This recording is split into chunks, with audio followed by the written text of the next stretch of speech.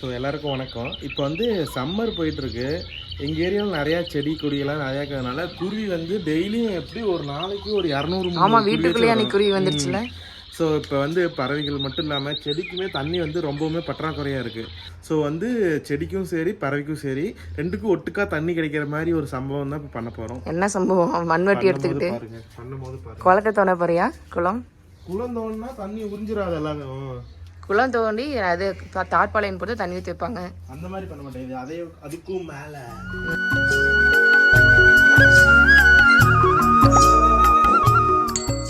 இந்த பானையை வச்சு தான் அங்கே அந்த மாதம் செய்ய போகிறாங்க.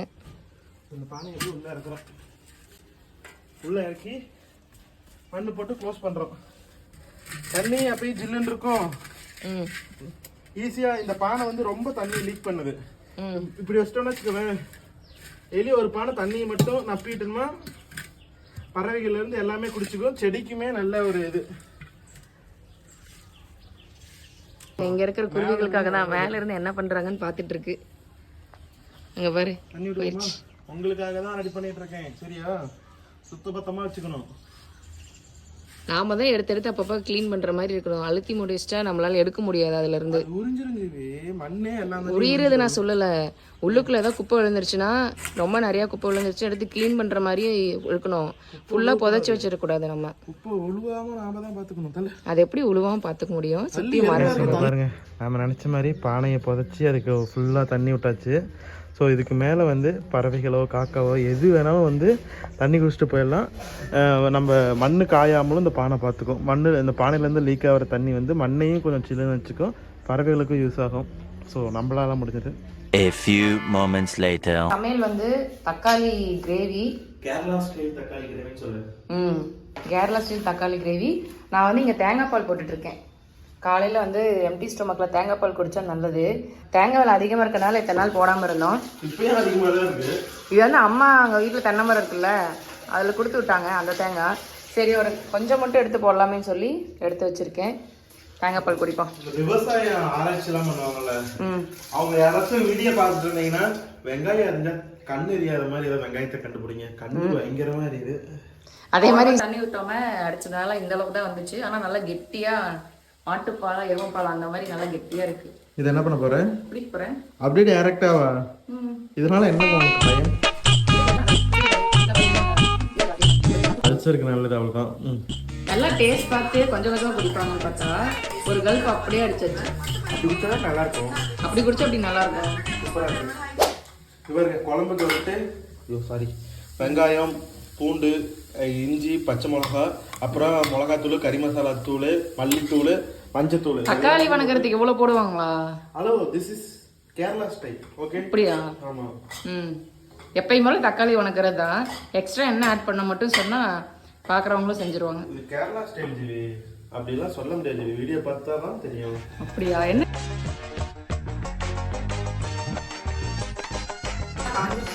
ஃபர்ஸ்ட் பூரியெல்லாம் கணக்கு சேர்த்தக்கூடாது. என்ன இருக்கு குண்டா? ஆமாம். ஸோ குழம்பு வந்து தயாராகிடுச்சு. உங்ககிட்ட மல்லி இலை இருந்ததுன்னா மல்லி இலை போட்டு அடுப்பு ஆஃப் பண்ணிடலாம். எதுக்கு இவ்வளோ ரெட்டாக இருக்கு? அது வந்து தக்காளியோட கலரு ப்ளஸ் மசாலாவோட கலரு.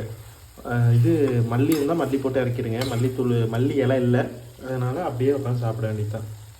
சிக்கன் சொல்லிச்சு என்னுடைய ரெசிபி. வெறும் பொரியே பிடிச்சிருக்கு, சாப்பிட்றதுக்கு நல்லா இருக்கு. வித் கிரேவியோட தக்காளி வணக்கணும் அதோட. இது வெறும் தக்காளி இல்லை, மசாலா. உப்பு இல்லையா? நல்லா தான் இருக்கு. தக்காளி வணக்கினது தான், கூடவே மல்லித்தூள் எக்ஸ்ட்ரா சேர்ந்துருக்கு, அவ்வளோதானே. தக்காளி வணக்கு வீட்டில் வணக்கம் அதே மாதிரி தான் இருக்குது. டேஸ்ட்டும் சூப்பராக இருக்குது. பூரி கூட சப்பாத்தி கூட சாப்பிட்டா நல்லா இருக்கும். ஸோ வாங்க ஃப்ரெண்ட்ஸ் சேர்ந்து சாப்பிடலாம். A few moments later. பைத்தியக்கார ஆஸ்பத்திரியில் பார்த்துருப்பீங்க. ஆனால் பைத்தியம் இங்கே பாருங்க, எங்கள் வீட்டில் முறையா புது பைத்தியம்.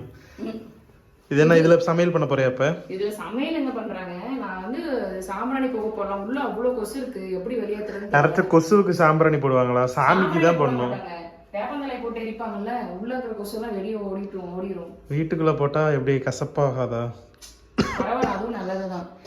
சாம்பிராணி கரண்டி இல்ல, அதனால தாளிப்பு கரண்டி எடுத்து பயன்படுத்துற புதுவிதமான டெக்னிக்.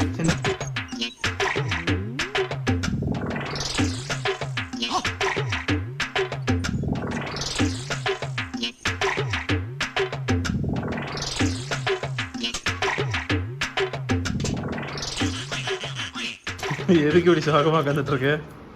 நம்ம வீட்டுக்கு பாம்பு வந்துட்டே இருக்குப்பா. இன்னைக்கு ஆக்சுவலாக இன்னைக்கு வந்து போன டைம் தஞ்சாவூர் போனோம். தஞ்சாவூர் போகிறதுக்கு முன்னாடி நாள் வந்து வீடெல்லாம் க்ளீன் பண்ணிட்டு இருக்கும்போது எடுத்தா உள்ளார பாம்பு.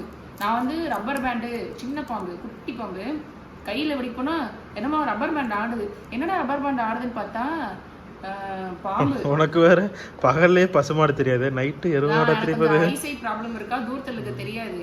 நான் நம்மக்கிட்ட கருப்பு வேலையில் எங்கடா ரப்பர் பேண்ட் இருக்குன்னு உத்து பார்த்துட்டு பண்ணி டீப்னஸ் கூப்பிட்டு பார்த்தா பாம்பு.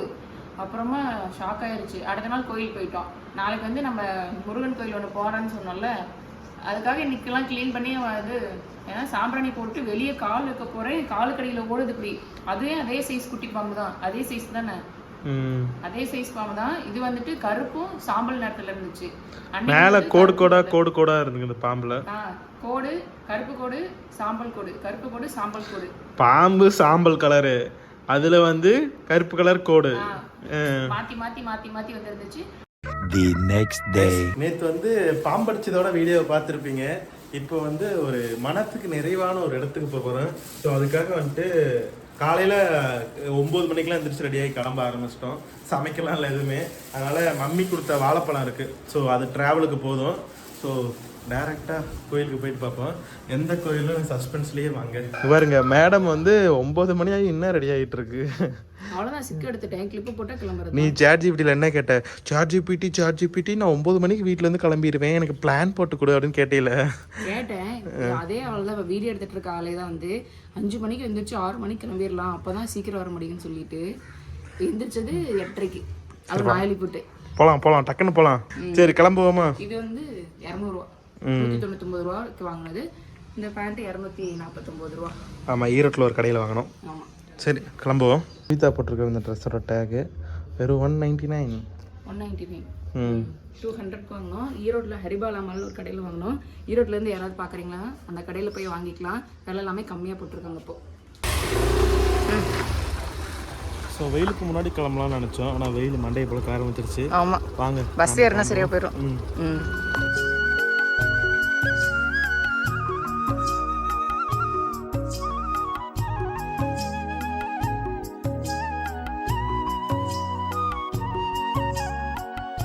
காலையில் போனோன்னு லஞ்சை முடிச்சுட்டு போயிடலாம், பிரேக்ஃபாஸ்ட். ஆமாம், இங்கே இட்லி சூப்பராக இருக்கும். 3 இட்லி 10 ரூபான்னு போட்டிருப்பாங்க, நம்பி வந்துடாதீங்க. வெறும் இட்லி மட்டும்தான் 10 ரூபா.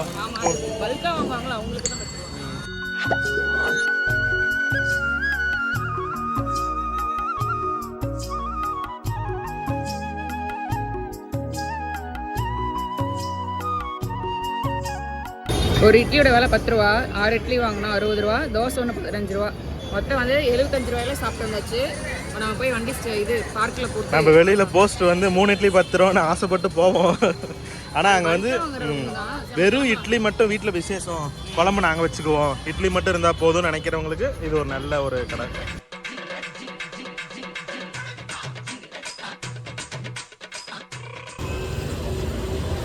எல்லாம் இல்லை, ஸ்டாண்டில் போடுறதுக்கு இடம் இல்லை, அதனால் இந்த இடத்துல நிறுத்திட்டு போகலான்னு பார்க்குறோம்.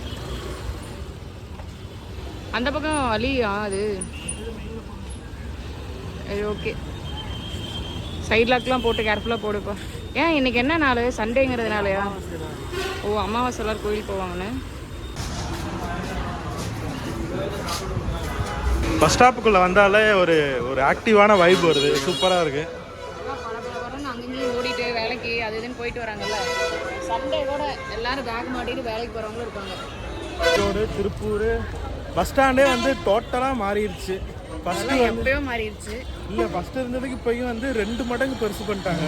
பெருசு மட்டும் இல்லாமல் எந்த பஸ் எங்கே இருக்குன்னு தெரிய மாட்டேங்குது. ஆமாம், இல்லை ஆக்சுவலாக வந்து தமிழ்நாட்டிலே வந்து 2வது பெரிய பஸ் ஸ்டாண்ட் எது தெரியுமா?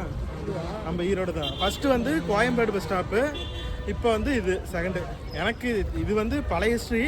இப்போ அந்த இப்போ ஒரு புது பஸ் ஸ்டாண்டு சென்னையில் வந்துச்சு, அது என்னது? அது மேபி சிந்தாதிரிப்பேட்டை என்னமோ, அது மேபி சைடு போட்டிருக்கலாம், எனக்கு தெரியல. ஒரு 3-4 இயர்ஸ் முன்னாடி வந்து இதுதான் second place largest bus stop. சரி, பஸ் ஏறுவோம். ஈரோடு ஈரோடு மாநகராட்சி அதிகாரி யாரோ பார்த்தீங்கன்னா இந்த இடத்துல கேப் மாதிரி வைங்க. ஏன்னா ஒவ்வொரு டைமும் பஸ்ஸுக்கு வந்து ஒன்று இப்படி போய் சுற்றிட்டு வரணும், இல்லைன்னா அங்கே போய் சுற்றிட்டு வரணும். இடையில ஏதாச்சும் கேப் வச்சிங்கன்னா தான் வயசானவங்க எல்லாம் நடந்து போகிறதுக்கு சௌகரியமாக இருக்கும். உடம்பு சரியில்லைன்னு போயிட்டு வரவங்க, ப்ரெக்னென்ட் லேடிஸ் எல்லாத்துக்குமே ஹெல்ப்ஃபுல்லாக இருக்கும். ஜென்ரலாக எல்லாத்துக்குமே வந்து இந்த இடத்துல ஒரு சின்ன கட்டு அந்த மாதிரி வச்சிங்கன்னா பரவாயில்ல. இங்கே பழனிக்கு சரியான கூட்டம். இன்னைக்கு அமாவாசை நாள், அது மட்டும் இல்லாமல் லீவு வேறையா, மே மாதம் லீவு, அதனால் பயங்கர கூட்டம். நாம்பளும் ஒரு முருகன் கோயிலுக்கு தான் போகிறோம்.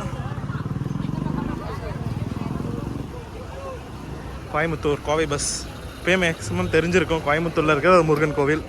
கரெக்டாக 10 மணிக்கு வந்து இங்கே வந்தோம். வந்தோடனே ஒரு பஸ் ஏறணும். அங்கே வந்து டிக்கெட்டு கிடைக்கல, சீட்டு கிடைக்கல. இறங்கிட்டு ஒரு கவர்மெண்ட் பஸ்ஸில் ஏறணும். அது வந்து சுற்று பஸ் ஆட்டிக்குது. அதை விட்டு இறங்கி இப்போ மறுபடியும் பைபாஸ் பஸ் ஏறணும். பஸ்ஸுக்குள்ளே ஏதோ ஒரு சின்ன ஒரு ப்ராப்ளம் போயிட்டுருக்கு. ஆமாம். ஸோ இப்போ வந்து இப்போ கரெக்டாக மணி எத்தனை?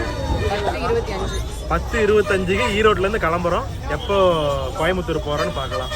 போகலாமா? பாருங்க, ஃபஸ்ட் டைம் வந்து பஸ்ஸில் வந்து ஃபோன்பே பண்ணி டிக்கெட் வாங்கியிருக்கோம். காமி பரவாயில்ல. நிறைய டைமு காசு இல்லாமல் ஏடிஎம் தேடி தேடி அலைவேன் 5 பேர் டிக்கெட் எடுக்கிறதுக்கு. இப்போ நம்ம இதில் பே பண்ணிட்டோம்னா நம்மகிட்ட இருக்கிற அமௌண்ட் வந்து அங்கே ஏதாவது வாங்குறதுக்கு அங்கே செலவு பண்ணிக்கலாம், லோக்கலில் செலவு பண்ணுறதுக்கு. பரவாயில்ல, இது ஒரு நல்ல முயற்சி. ஃபஸ்ட் டைம் ஆல்ரெடி இருந்திருக்கோம், நமக்கு இதான் ஃபஸ்ட் டைமு. ஸோ இப்போ வந்து நமக்கு டிக்கெட் வந்து பர் ஹெட்டுக்கு 93 ரூபா, 2 பேர்த்துக்கு 186 ரூபா இருக்குது.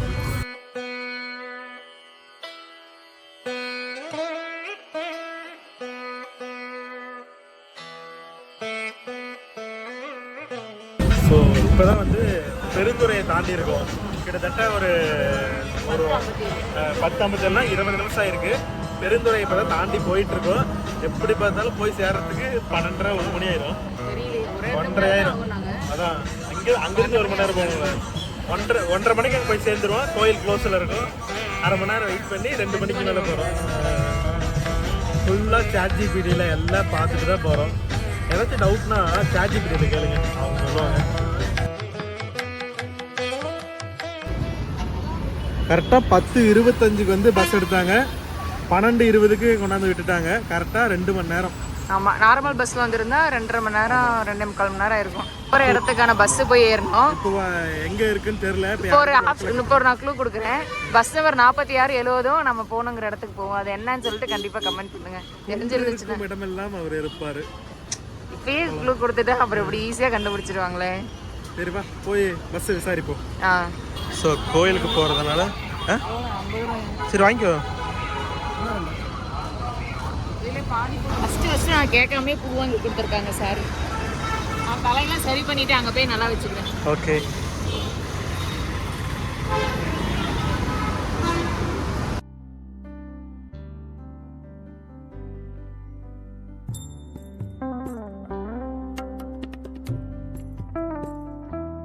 ஸோ கரெக்டாக கோயம்புத்தூர் காந்திபுரத்துலேருந்து மருதமலைக்கு வந்து 50 நிமிஷம், 1 மணி நேரம்.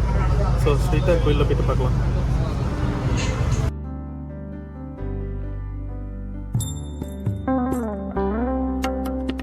ஸோ கோயம்புத்தூர்லேருந்து ஒரு 50 நிமிஷம் ட்ராவல் பண்ணி வந்துட்டோம். வந்து பஸ் ஸ்டாண்டில் வந்தப்போ கூட அவ்வளோ கூட்டம் தெரியல. இங்கே பாருங்க, சரியான க்ரௌடு. முன்னாடி இவ்வளோ கூட்டம் இருக்குன்னு நான் எதிர்பார்க்கவே இல்லை. நல்லா இருக்குது. ஆனால் நல்லா சில்லுன்னு இவ்வளோ நேரம் வந்தது எல்லாமே ரொம்ப ஹீட்டாக இருந்தது. இங்கே வந்து சூப்பராக இருக்குது. ஃபஸ்ட்டு வரும்போது ஒன்றுமே இருக்காது, கூட்டம் இருக்காதுன்னு நினச்சி வந்தா இந்த இடமே கலக்கலன்னு இருக்கு. ஒரு பக்கம் ஏதோ ஒரு பழனிக்கு வந்த மாதிரி இருக்குல்ல. எல்லாமே எல்லாம் இருக்கு, கலக்கலன்னு நல்லா ஓடிட்டு இருக்கு. சூப்பராக இருக்குது. சரி, நம்ம சாப்பிட்டு போயிடலாமா? ஆமாம்.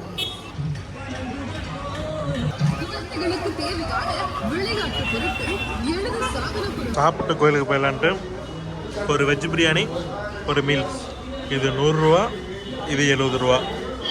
மணி 1:30 சாப்பிட்டு நடையேறுவோம் நல்ல தெம்பா. பாருங்க, 2 வீலரில் வந்தால் இந்த சைடு போகிற வழி.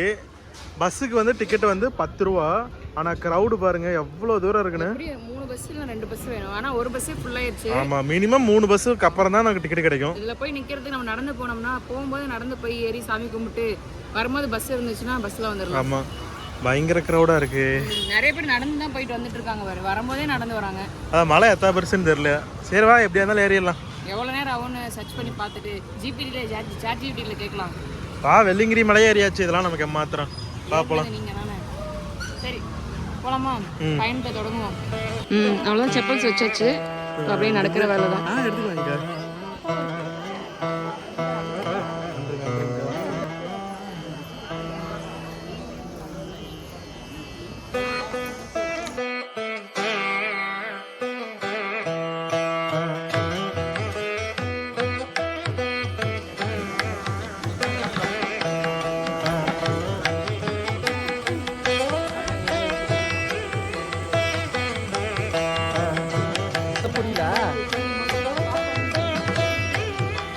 மழை ஸ்டார்டிங்லேயே வந்து தான் தோன்றி. ஸோ இன்றைக்கி அமாவாசை நாளுங்கிறதுனால கூட்டம் பயங்கரமாக இருக்கும் போல். இங்கே பாருங்கள், வந்துக்கிட்டே இருக்குது க்ரௌடு, பயங்கர க்ரௌடாக இருக்குது. போகிறதும் வரதும் ஏறது இறங்கமாகவே இருக்காங்க. நாங்கள் இப்போ தான் இந்த மாதிரி ஒரு 5வது மண்டபம் ஏறி இருக்கோம். இப்போ தான் நாங்கள் வந்து மலையேற ஆரம்பிக்கும் போது ஒரு விஷயம் தெரியும். பஸ்ஸில் ஏறி வந்தால் 3 நிமிஷத்தில் பஸ்ஸில் ஏறி வந்துடலாம். ஆமாம், பேசாமல் 1/2 மணி நேரம் ஆகும். வயசானவங்க குழந்தைங்களாம் பஸ்ஸில் போகிறதே பெட்ரு. வரும்போது பஸ்ஸில் வந்துடலாம். மேக்ஸிமம் வந்துட்டு செருப்பு போடாமல் தான் போகிறாங்க. ஆனால் அடிக்கிற வெயிலுக்கு அங்கே பாருங்கள், அந்த அண்ணன் ஓடுறத பார்த்தாலே தெரியும். காலு கீழே வைக்க முடியல, கொதிக்குது அப்படியே.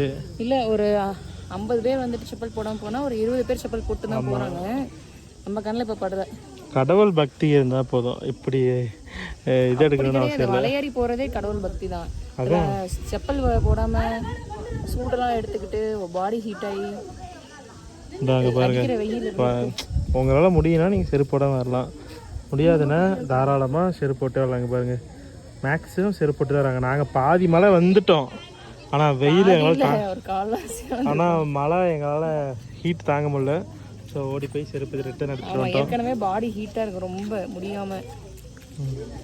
2 to 3 டேஸ்க்கு முன்னாடி வந்து நந்தா ப்ரோ வந்து வீடியோ போட்டிருந்தாரு. இவர் ஏட்டுடி அவர் சொல்லியிருந்தார், இந்த மாதிரி எப்பயாச்சும் மன வருத்தமாகவோ இல்லை டிப்ரெஷனாகவோ ஏதோ புரியாத ஒரு விஷயம் ஏதோ இந்த மாதிரி எப்படி இருந்தாலுமே வந்து இந்த மாதிரி தனியாக ஒரு ட்ராவல் போயிட்டு வாங்க அப்படின்னு சொல்லிட்டு ஒரு வீடியோ போட்டிருந்தாங்க. அது பார்த்தேன். அது பார்த்த உடனே எனக்கு டிப்ரெஷன் அந்த மாதிரிலாம் இல்லை. ஆனால் அவர் வந்து அந்த கோயில், முருகன் கோயிலுக்கு வந்து அந்த மியூசிக்கு அவர் காமிச்ச அந்த விதம் எல்லாமே வந்து அவ்வளோ பாசிட்டிவிட்டியாக இருந்தது. ஸோ நாமளும் வந்து அந்த மாதிரி போகிறோம், வீடியோ எடுக்கிறோம், அருள் பெறுறோம், ப்ளஸ் அதே மாதிரியே வீடியோ போட போகிறோம். ஸோ வந்தீங்கன்னா ஒரு வாட்டர் பாட்டில் எடுத்துகிட்டு வந்துருங்க. இங்கே தண்ணி வருது, ஆனால் பயங்கர சூடாக இருக்குது.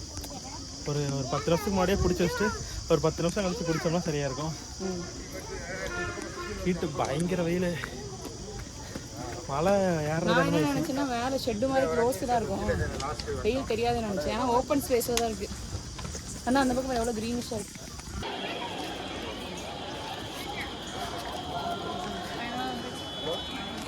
ஃபைனலாக வந்து 520 படிக்கட்டு வந்துட்டோம். இன்னும் எத்தனை படிக்கட்டு இருக்கு? மொத்தம் 608 படிக்கட்டு.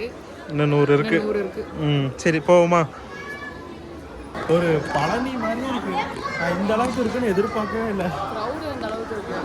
நான் ஒரு நார்மலாக ஒரு கொஞ்சம் கூட்டமாக தான் இருக்கும் அப்படின்னு தான் நினச்சேன். கோயிலும் சின்னதாக இருக்கும் தான் நினச்சேன். நல்லா பெருசாக இருக்கு. ஒரு மினி பழனியை பார்த்த மாதிரியே இருக்கு.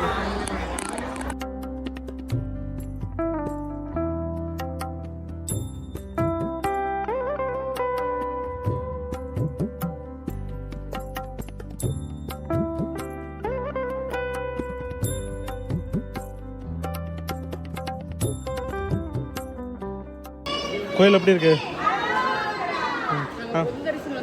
ஒரு 4-5 லைன் சுற்றி வந்துருக்கோம். 50 ரூபாங்கிறதுனால அப்படியே வந்துட்டோம். தரிசனம் எப்படி இருந்துச்சு? தரிசனம் நல்லா சூப்பராக இருந்துச்சு. 50 ரூபா டிக்கெட் ஒரு ஆளுக்கு. 2 பேத்துக்கு ஒருத்தருக்கு 50. சத்தமாக பேசு. ஒருத்தருக்கு வந்து 50 ரூபா டிக்கெட்டில் போய் சாமி பார்த்துட்டு வந்துட்டோம். ரொம்ப நேரமாக பார்த்துட்டே இருந்தோம். எப்படி சொல்கிறது, திருப்பதியெல்லாம் போனால் சாமி வந்து அதிகபட்சம் 5 செகண்ட் தான் பார்க்க முடியும். இதுல வந்து கூட்டமே இல்லையா, அதனால ரொம்ப நேரம் நின்று பொறுமையாக பார்த்துட்டு வெளியே வந்தோம். நல்லா 50 ரூபா டோக்கனில் திருப்தியாக பார்க்கலாம். நீங்கள் முருகனை வந்து அமர பொறுமையாக பார்த்துட்டு வரலாம். பொது தரிசனத்தில் போனால் சீக்கிரம் போங்க தள்ளி விட்டுருவாங்க. பொறுமையாக கும்பிட்டு வந்தோம், நல்லா திருப்தியாக இருந்துச்சு. ஆமாம், முருகன் வந்து அவ்வளவு அழகாக இருக்காரு, அவ்வளவு இது அலங்காரம் பண்ணியிருந்தாங்க. முருகன்னாவே அழகு தானே. ஸோ கோயிலில் வந்து பாருங்கள், இது வந்து 50 ரூபா டோக்கனில் வர்றது. இங்கே பாருங்கள், யாருமே இல்லை. இது வந்து அந்த ஃப்ரீ டோக்கனில் வருது, அதனால் இதில் கூட்டம் வந்துக்கிட்டே இருக்கும். பயங்கர கூட்டம். அதில் முன்னாடி போனவங்களும் இன்னும் சாமி பார்க்காம தான் பார்த்துட்டு இருக்காங்க. சரி போலாமா? அதுவும் அவங்க சொன்னாங்களே ஒருத்தங்க கீழே இந்த ஒரு இன்னைக்கு மட்டும் தான் பயங்கர கூட்டமா இருக்கு, கும்பாபிஷேகத்துக்கு கூட அவ்வளவு கூட்டம் இல்ல, பயங்கர கூட்டம்னு சொல்லிட்டு இருந்தாங்கல்ல. சரி ஜிவி போலாமா? போயிட்டு மற்ற சாமியை பார்ப்போம். கீழே போனோடனே சில்லு தண்ணி குடிக்கணும்ப்பா. இங்கே தண்ணி எல்லாம் சுட சுட வருது. மழைங்கிறதுனால வெயில் பயங்கரமா இருக்கு. தண்ணியை குடிக்க முடியல, சூடா வருது. கை கால் மூஞ்சியே கழுவ முடியல, அப்படியே கொதிக்குது தண்ணி.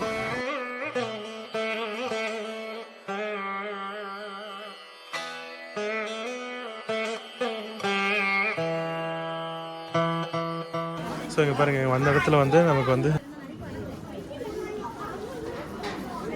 ஜிவி பொங்கல் எப்படி இருக்கு? சூப்பரா இருக்கு. மிளகு பொங்கல், மிளகு தூளை அரைச்சு போட்டுருக்காங்க, செமையா இருக்கு. மிளகு ப்ளஸ் நெய் நிறைய ஊற்றிருப்பாங்க போல, ஸ்மெல்லு சூப்பராக இருக்கு. தெரியல, நெய் வாசம் தெரியல, மிளகு தான் நல்லா. ஓ அப்போ அது மிளகு ஸ்மெல்லு தான் எனக்கு நெய் மாதிரி தெரியுதோ. நல்லா இருக்கு. ஆனால் மேலே காசுக்கு வித்துட்டு இருந்தாங்க. கொஞ்சம் சாமி கும்பிட்டு வெளியே வரும்போது புளி சாதம் கொடுத்துட்டு இருந்தாங்க. நான் இப்போ வாங்க போகலான்னு பார்த்தா அது அமௌண்ட்டுக்காமா. கீழே வந்ததுக்கப்புறம் பார்த்தா ஆளுக்கு ஒரு கப்பு இது கொடுத்தாங்க, வாங்கியாச்சு. வரவங்களா இருந்தால் கீழே பார்த்து வாங்கி சாப்பிட்டுக்கலாம் ஃப்ரீயாகவே. ஏன்னா ஃப்ரீயாக கொடுக்கறது தான் பிரசாதம், காசு போட்டு வாங்கினா அது பிரசாதம் இல்லை இல்லை. ஆமாம், இது வந்து முருகனே நமக்கு கொடுத்தது. காசு கொடுத்து வாங்குறது, முருகன்கிட்ட இருந்து நாம் வாங்குறது.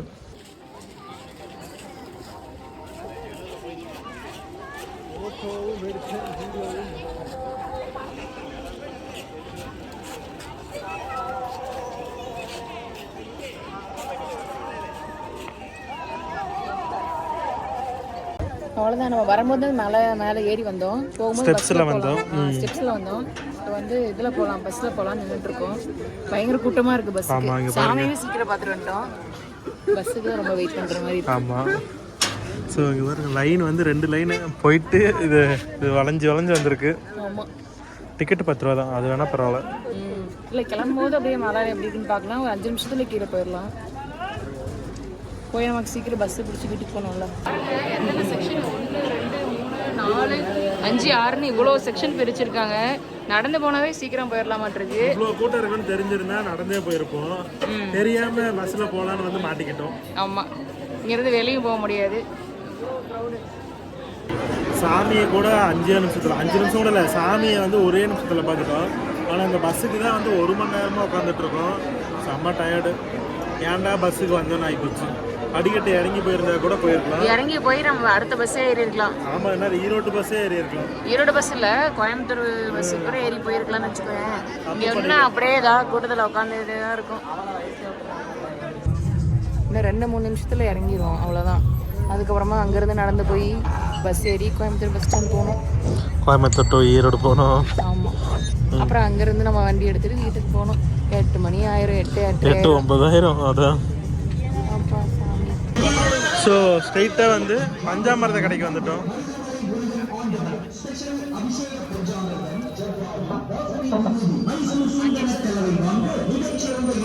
One hour later. ஸோ ஃபைனலாக வந்து கோயம்புத்தூர்லேருந்து ஈரோட்டுக்கு பஸ்ஸு கிடச்சிருது. நான் போனோடனே இருந்தது, ஏறிட்டோம் ஏசி பஸ்ஸு. ஆனால் அது வந்து ஊரையே சுற்றிக்கிட்டு போகிற மாதிரியா இருக்குது. ஸோ நம்ம 9:15 ஐ திங்க் 9:15 அங்கே போயிடுவோம்னு நினைக்கிறேன். ஸோ அங்கே போனோடனே வண்டி எடுத்துகிட்டு வீட்டுக்கு கிளம்புறது தான். பயணம் நிறைவாக இருந்தது, எந்த ஒரு டயர்டு எந்த ஒரு இதுவும் இல்லை. அந்த கோவில் பஸ்ஸுக்கு தான் ரொம்ப நேரம் வெயிட் பண்ணிட்டோம். மற்றபடி எல்லாமே ஸ்மூத்தாக இருந்துச்சு. வீடியோ பார்க்குறவங்களுக்கே நிறைய பேருக்கு ஐடியா கிடச்சிருக்கும் இவ்வளோ ஈஸியாக போயிட்டு வரலாமான்னு. ஆமாம், ரொம்ப ஈஸி தான். அவ்வளோதான். நம்ம வந்து கோயம்புத்தூர்லேருந்து ஈரோடு பஸ் ஸ்டாண்ட் வந்தாச்சு. எத்தனை மணிக்கு வந்திருக்கோம்? 9:20. காலையில் 9 மணிக்கு வீட்டிலேருந்து கிளம்புனோம். இப்போ காலையில் 9:45 தான் கிளம்பணும்.